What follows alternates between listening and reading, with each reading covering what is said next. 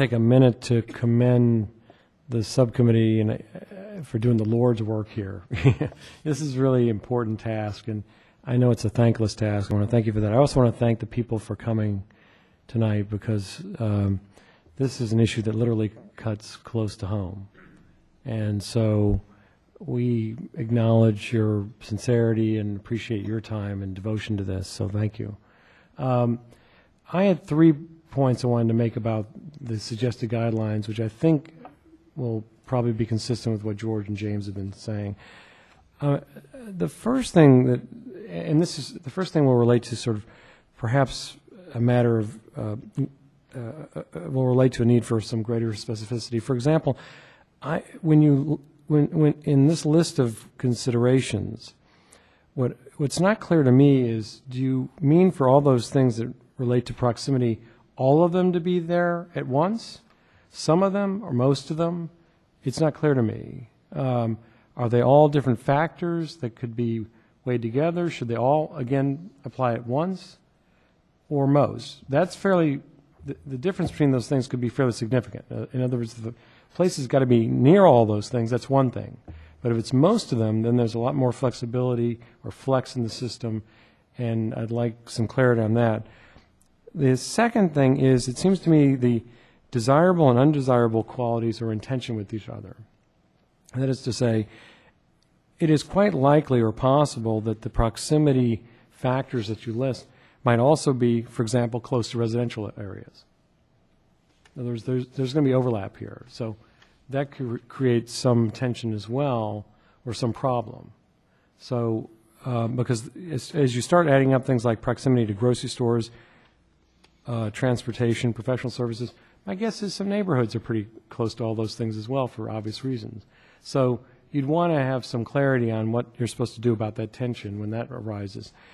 And that brings me to the last point, the third point, which is, how are we supposed to navigate, or how's the council supposed to navigate among all these different considerations? Are they expected to sort of balance all these different factors and just decide, you know, on balance, they all generally weigh this way or that way?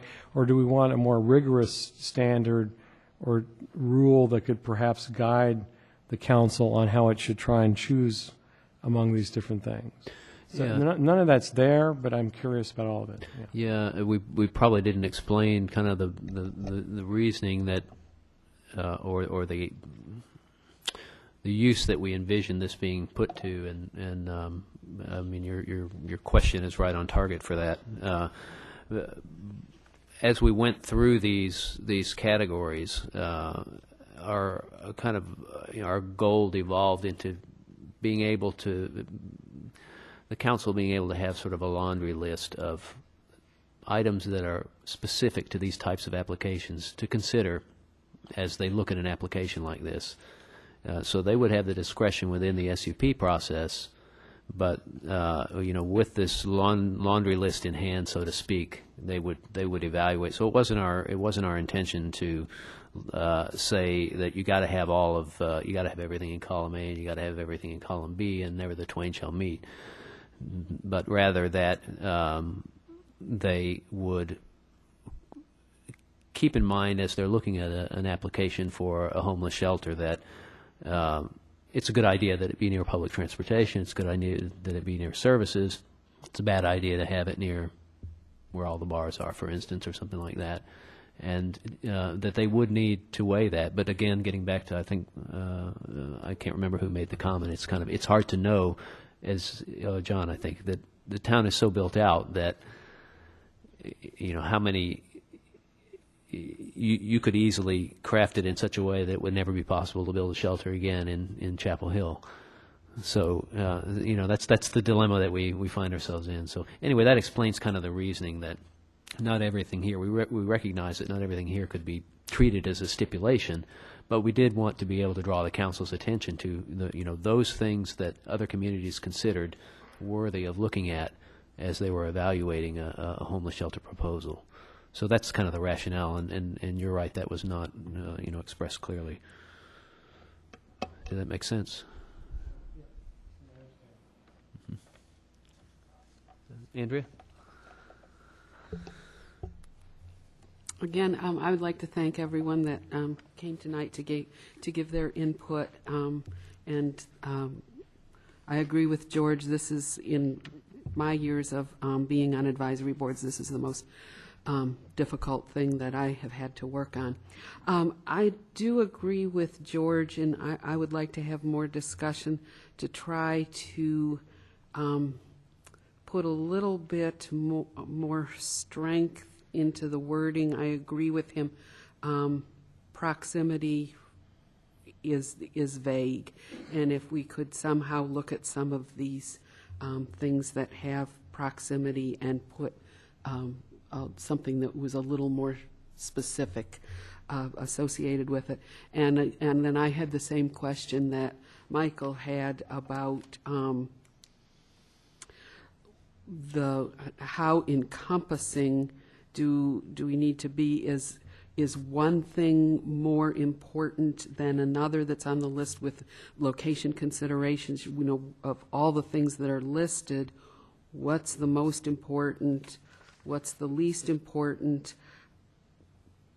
In Chapel Hill now, with respect to the current location of the shelter, what are the deficiencies that the guests face at the shelter with respect to access or location to services that they might need? And if we could kind of, again, give a little bit more guidance as to the importance of some of these, of what kind of, not ranking them, but kind of dividing them into critical versus kind of a tier below that of nice to have, but kind of a second tier to it. So I would like to have further discussion of this to try to make it a little, or to try to get it to be a more concrete, more specific than what's before us right now, but of course not crossing the line that it is so prescribed that nothing could ever be built.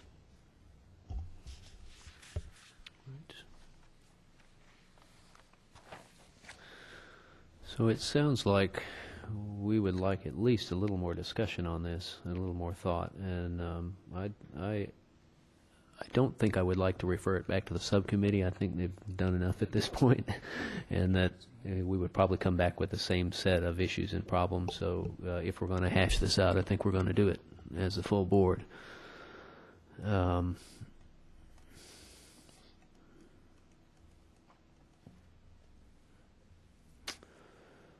I'm not sure what our upcoming agendas look like. We've got a couple of items, a couple of reports, I think, for the 16th.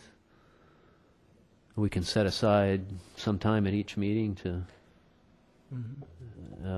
Yeah, I think that, I mean, you know, having heard from the citizens and on several occasions, having this report, and I think the committee has hit on all the key issues. I mean, it's just now trying to figure out how to make these work in combination with the concerns raised by the citizens. What can we do to try to, you know, and again, I'm not saying that there's an answer there. I mean, there may not be, but I think if we set aside some time, you know, at our next meeting and just, you know, everyone comes in, you know, requests that all the board members come back with, you know, whatever suggestions they can on each of these.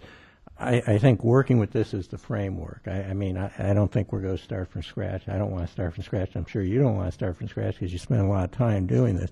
I think using this as a framework, come in and say, okay, you know, is there anything I could suggest for this recommendation? Is there anything I could suggest for this?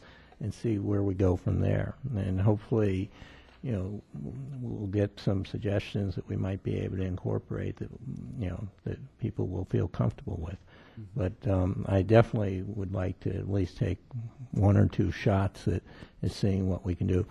And, you know, regarding an issue Del raised, when I talk about specificity, I'm not talking about having something so specific that it is a stipulation.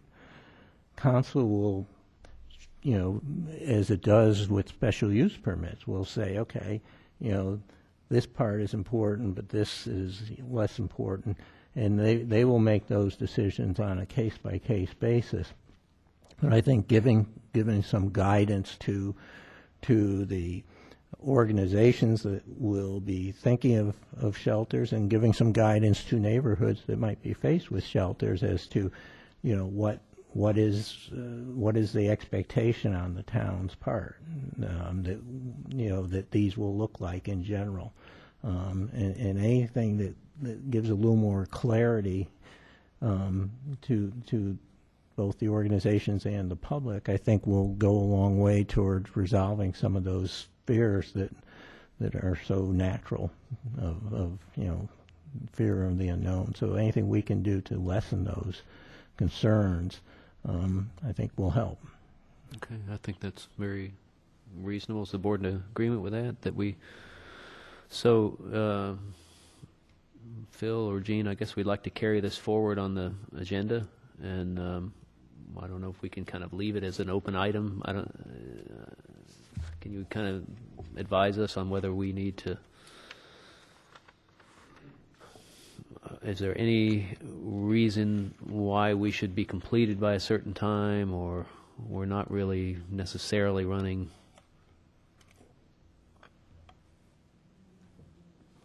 I'd like to suggest that we really not let it stretch out too far. No, You know, one or two more meetings, or even three if we feel we need it, if we're making good progress. But I think, you know, everyone on the board should agree that they're going to come back with something. I mean, even if they come back and say, I don't have any suggestions, but at least, you know, give it some thought over the next 2 weeks and be prepared to make suggestions, because I think it is that, you know, if we were to drag it out, it could easily drag out. We need to sort of say, you know, after 1 or 2 meetings, this is the best we're going to do at this point, and then move on. But I think, you know, we should be prepared to try to, at the next meeting, to offer suggestions.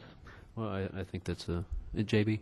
We'll put it on the agenda for the November 16th agenda.